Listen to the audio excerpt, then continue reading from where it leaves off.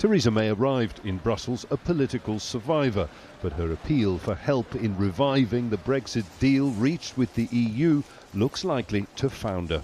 We can add some clarifications, as Donald was explaining, to what has been agreed upon, but there will be no renegotiations. EU leaders want May's deal to succeed. The alternative, Brexit without a deal, is unthinkable here. But the help the Prime Minister seeks may be out of reach. I cannot see us changing the withdrawal agreement. We can, of course, talk about additional insurances. But on this, the 27 member states will appear united and will make their interests clear. It will be impossible to break open the negotiated withdrawal agreement. I think that is a given.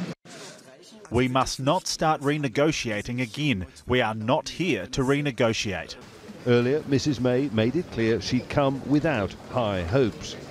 I don't expect an immediate breakthrough, but what I do hope is that we can start to work as quickly as possible on the assurances that are necessary. I will be showing the legal and political assurances that I believe we need to assuage the concerns that members of Parliament have on this issue.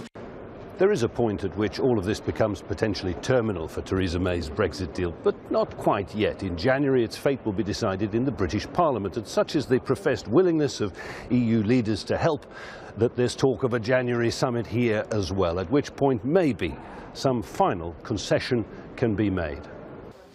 But there is a fundamental difficulty in the logic of Prime Minister May's problem.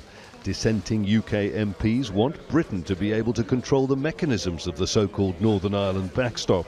But that would render the backstop worthless as the insurance policy it's intended to be against a hard border on the island of Ireland. No,